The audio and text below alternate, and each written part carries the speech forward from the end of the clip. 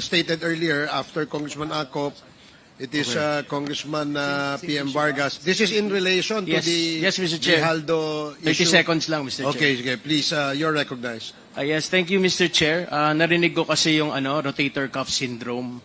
No, on September 18, 2024, kung nakikita niyo ko dito, nakasling ako, I didn't have a syndrome. I had a torn rotator cuff and I had my surgery in September 18, 2024. On September 19, nakalabas na ako ng ospital. Okay. So this is elective surgery. 'Di ba? Ngayon, kung talagang kung talagang ang rotator cuff syndrome ay matindi, yung sa kanya, we can recommend for complete disability retirement. 'Di ba? Kasi may annual check-up ang mga pulis. So kung may annual, andito yata yung NAPOLCOM, pwede nilang gawin yan. At pwede nating i-recommend ang ganun, kung ganun kalala. Pero based on my experience, 5 ang screw ko sa balikat ko ngayon, torn rotator, torn bicep, frozen shoulder, pero 1 day lang, pinalabas na ako ng ospital. Okay. Thank you. Thank you, Mr. Chair. Thank you for that information. We Chair. will take note of the information shared by Congressman Vargas, and we will forward this to the medical director of the House of Representatives so that when he visits and confirms the confinement of Colonel Grijaldo, he can discuss this with his personal doctor. Yes, Congressman Abante. Being the chairman of the Committee on Human Rights,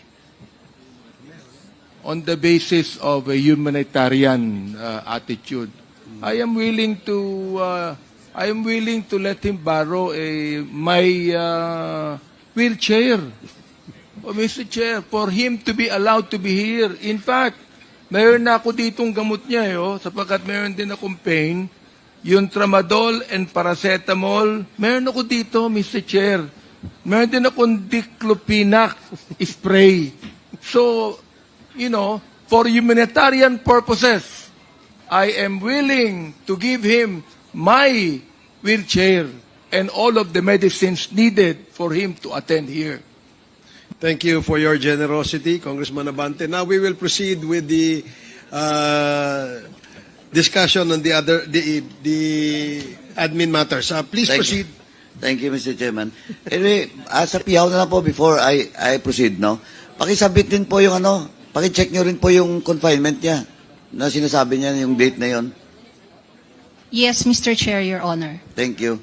Now, Mr. Chairman, you have been received a copy of this letter coming from Ms. Cassandra Ong, and attached is the recommendation of our medical and dental service in the House, signed by Luis Jose Bautista, Doctor, Director 2. Now, allow me to read the last part of the letter, Mr. Chairman. The patient reported persistent symptoms, including sore throat, mild cough, and middle back pain.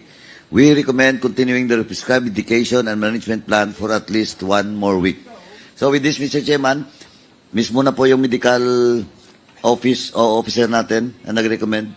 So the excuse of Ms. Cassandra Ong is granted, Mr. Chairman. Now, next, Mr. Chairman,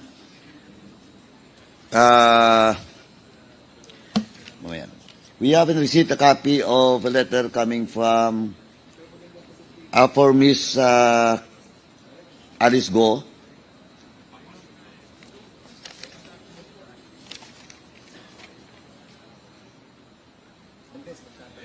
And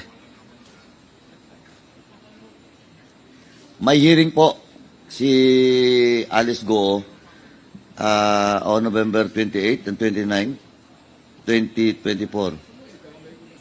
Ito lang po yung sinabit niya.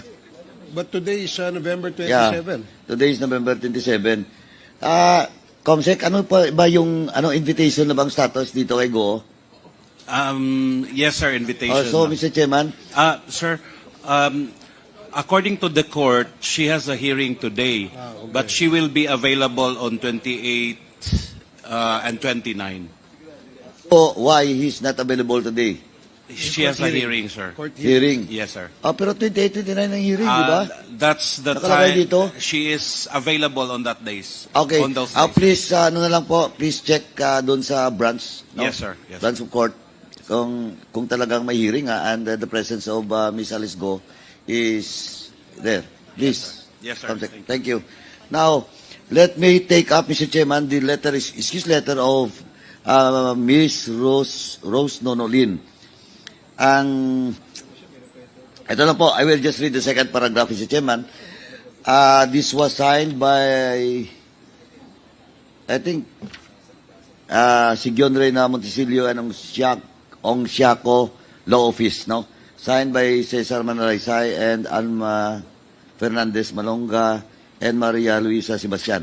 Mr. Chairman, allow me to read this second paragraph. We regret to inform the Honorable Committee that Ms. Lin is unavailable to attend the 12th public hearing.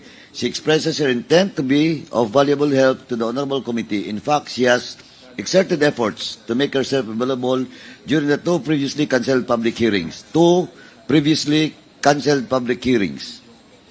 Unfortunately, Ms. Lin has to attend to an urgent family matter. Ms. Lin has to attend to an urgent family matter that requires her presence abroad on the day of the 12th public hearing. Nonetheless, she continued to assist, blah, blah, blah, etc., and she submitted the documents that was ordered to him last hearing. But, Mr. Chairman, reading this letter, nasa abroad siya today. So, is there a BID representative? BID. Attorney Ong Attorney. Kindly Yes, Your Honor. check once again the latest travel record of Rose Nonolin. Yes, Your Honor. Before, bago tayo mag-suspend mamaya, no? Yes, Your Honor. Para ma-update lang po yung Yes, Your Honor. committee. We will Because update we the need it, dahil si Rose Nonolin, alam po natin, is principal resource person with regards to drugs and Pogo po. Pogo. Yes, Your Honor. Please po. Thank you. And lastly, Mr. Chairman, balikan ko lang po, no? And I think Chairman Akop has something to say about this. The excuse letter from Attorney Mans Carpio. But before, Mr. Chairman, I will leave my time to Chairman Akop. Let me just once again reiterate that the COMSEC did not send an invitation to Congressman Pulong. But we only, the motion last time by this representation was to send a notice of the hearing. No? Para po malinaw, baka mamaya gagamitin namang issue yan against this committee. Thank you, Mr. Chairman. I will leave my time to Chairman Ako with regards to the excuse letter of Attorney Mans Carpio. Chairman ako? Thank you, Mr. Chair. Attorney Mans Carpio, in his communication to the committee, Mr. Chair, simply state that he wants to be excused simply because he has filed criminal complaints against Mr. Jimmy Guman in the Office of the Ombudsman, Office of the City Prosecutor, Quezon City, and later at the Office of the Provincial Prosecutor of Pampanga. And he cited numerous cases decided by the Supreme Court supporting his position, Mr. Chair. And but I think, Mr. Chair, it is up for this committee whether we will accept ito pong excuse ni Attorney Mans Carpio. Thank you, Mr. Chair. Thank you, Congressman Ako. Perhaps we can defer the decision of the committee on the letter of Attorney Mans Carpio before we adjourn this committee hearing today. So, are there anything else on the administrative matters before we proceed? To the those issued some of them issued shokos, no? to submit the required documents with this committee. But before that, may I ask the COMSEC, yung letter ba natin kay Attorney Carpio is just an invitation? Yes, sir. Hindi pa siyokos. Not yet, sir. Thank you, COMSEC. Now, let me proceed, Mr. Chairman. We have ordered Mr. Paul Gutierrez to submit to this committee news articles he has written about Mr. Jimmy Goban. And until now, he's not yet submitted such document or such news report or article, Mr. Chairman. So with that, Mr. Chairman, I move to issue a SOCOS order with regards to these news articles being required to Mr. Paul Gutierrez, Mr. Chairman. So move.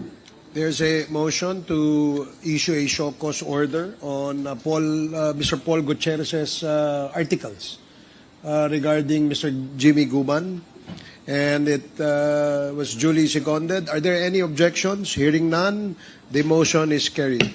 Thank you, Mr.